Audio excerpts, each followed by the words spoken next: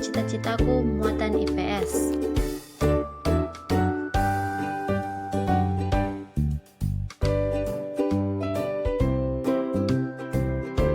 Sumber daya alam terbagi menjadi dua. Yang pertama sumber daya alam yang dapat diperbaharui, dan yang kedua sumber daya alam yang tidak dapat diperbaharui.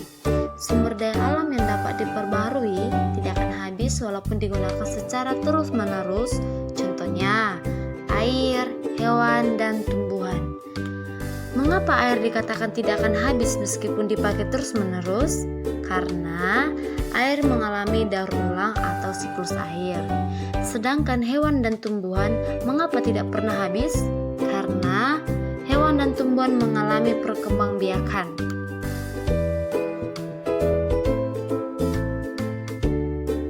Manfaat sumber daya alam yang dapat diperbarui, contohnya hewan ternak, bebek, sumber daya alam yang bisa dipakai daging, telur, ayam, daging, telur, dan sapi, daging, susu, dan kambing, daging.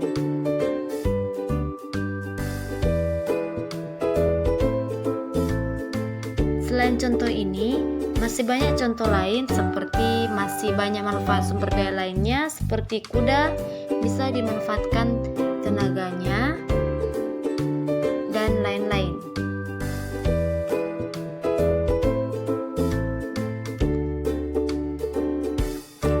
Manfaat sumber daya alam yang dapat diperbarui, tanaman budidaya. Contohnya pada bahan makanan seperti padi, jagung, kacang-kacangan, sayuran. Yang kedua, obat-obatan seperti kunyit, jahe, temulawak, dan lain-lain. Di sini juga terdapat kerajinan seperti gambar, terdapat bongkol jagung, dan masih banyak lagi seperti tempurung kelapa dan lain-lain.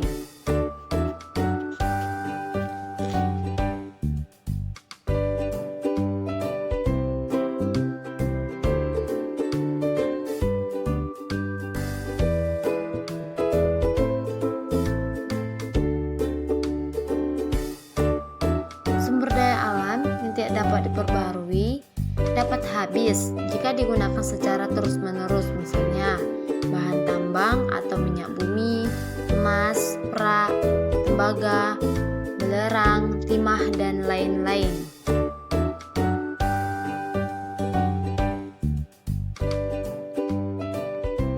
Manfaat sumber daya alam tidak dapat diperbarui. Yang pertama, jenis sumber daya alam minyak bumi. Manfaatnya, aftur untuk bahan bakar pesawat terbang, bensin untuk bahan bakar kendaraan bermotor, dan parafin untuk bahan pembuat lilin. Yang kedua, biji besi. Manfaatnya, bahan pembuat peralatan rumah tangga. Yang ketiga, bauksit. Pemanfaatannya, bahan dasar pembuatan aluminium. Yang keempat, marmer.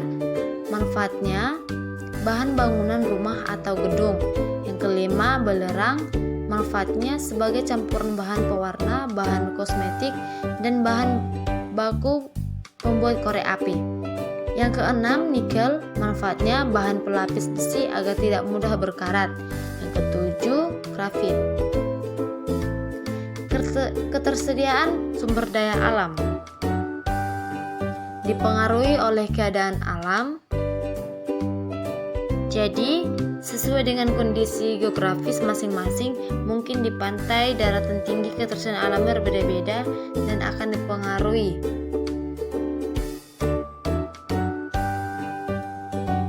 Mata pencarian adalah kegiatan untuk memenuhi kebutuhan. Yang kedua, mata pencarian penduduk beragam, semua saling melengkapi kebutuhan satu sama lain. Jadi, pekerjaan yang baik akan bermanfaat bagi sesama dan saling melengkapi.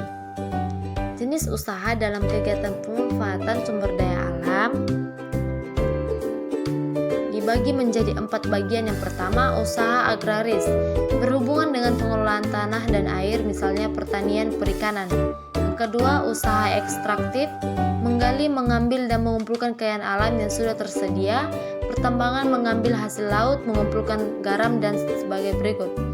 Yang ketiga, usaha industri, mengolah bahan mentah dari alam menjadi barang siap pakai untuk mempermudah keuntungan, misalnya industri pakaian, mobil, sepatu, cat, dan lain-lain. Keempat, usaha jasa, memberikan jasa, misalnya jasa transportasi, pergudangan, keuangan, dan sebagainya.